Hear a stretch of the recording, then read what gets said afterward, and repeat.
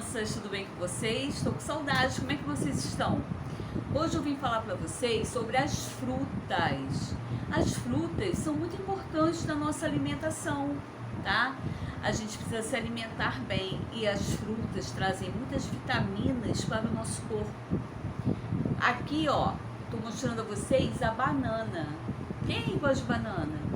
Então, a banana é uma das frutas que a tia Carla mais gosta e ela possui muitas vitaminas.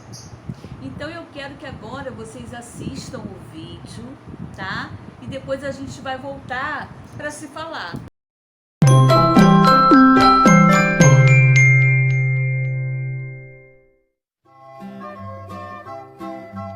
Abacaxi,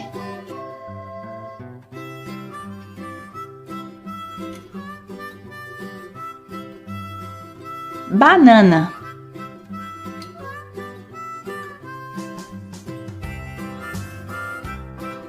kiwi,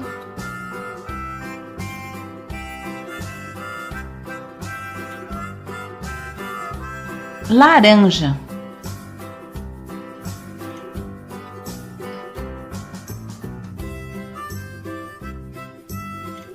limão,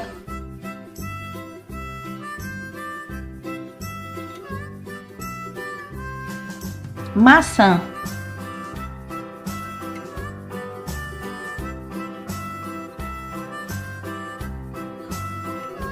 melancia,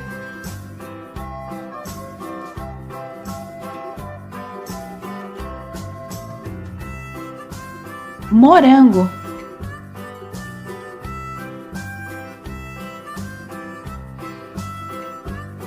pera.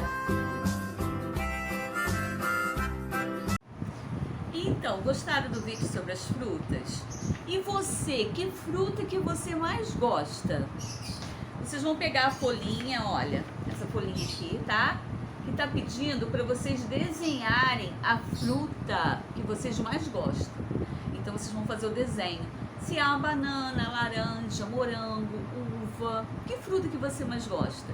Faça um desenho aqui bem bonito e não esqueça de mandar a foto, tá? Um beijo, ó, no coração de vocês da tia Carla.